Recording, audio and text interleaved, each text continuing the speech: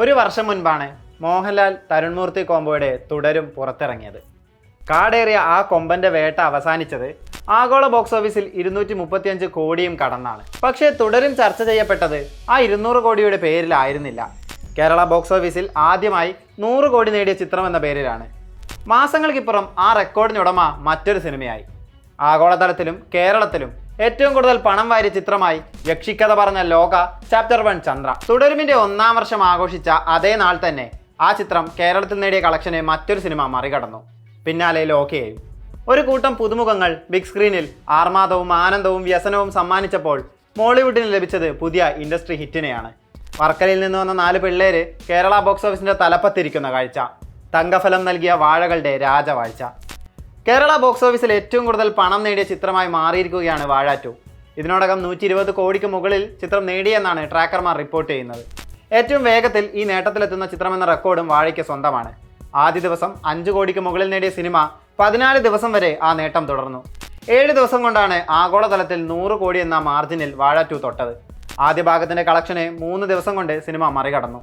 67 കോടി നേടി ഏറ്റവും കൂടുതൽ ഓപ്പണിംഗ് വീക്കെൻഡുള്ള 4ാമത്തെ മലയാള സിനിമയായി.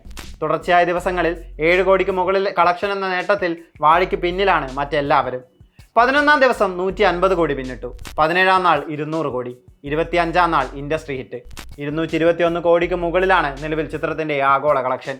കഴിഞ്ഞ ദിവസം പുറത്തിറങ്ങിയ തെലുങ്ക് പതിപ്പിന് ഗംഭീര റെസ്പോൺസാണ് ലഭിക്കുന്നത്.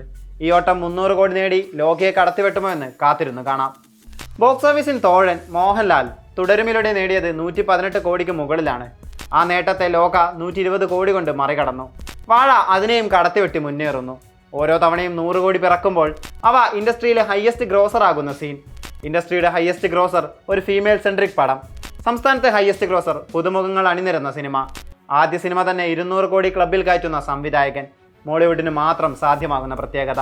89 കോടി നേട്ടവുമായി ജൂഡ് ആന്റണിയുടെ 2018 കേരള ബോക്സ് ഓഫീസിലെ 4ാമൻ. 86 കോടിയുമായി എമ്പുരാൻ 5ാമതും പുലിമുരുകൻ 6ാമതുമുണ്ട്. ആടുജീവിതം, സർവമായ, ആവേശം, മഞ്ഞുമൽ ബോയ്സ്, അങ്ങനെ നീളുന്നു ലിസ്റ്റ്. വാഴയ്ക്ക് മുന്നിൽ ഇനി വീഴാനുള്ളത് വിരളമായ റെക്കോർഡുകൾ മാത്രമാണ്. തുടരും, മഞ്ഞുമൽ ബോയ്സ്, എമ്പുരാൻ, ലോക എന്നിവരെ വീഴ്ത്താനായാൽ ആഗോള കളക്ഷനിലും ഈ സെൻസേഷണൽ ട്രെൻഡ് സെറ്റർ തന്നെയാകും ഒന്നാമത്. സൂപ്പർ സ്റ്റാർ പടങ്ങളെക്കാൾ കണ്ടന്റിന് മാർക്കറ്റുള്ള ഇൻഡസ്ട്രി എന്ന് വീണ്ടും വീണ്ടും തെളിയിക്കപ്പെടുകയാണ് വാഴയിലൂടെ. യൂത്ത് സെൻട്രിക് സിനിമകളുടെ പൊട്ടൻഷ്യലും ബോക്സ് ഓഫീസ് റെക്കോർഡുകൾ പ്രഡിക്റ്റബിൾ അല്ലെന്നുമുള്ള ഓർമ്മപ്പെടുത്തൽ. മോളിവുഡിന്റെ ഇക്കൊല്ലത്തെ ബിഗ്ഗസ്റ്റ് റിലീസുകളുമായാണ് മെയ് വരുന്നത്.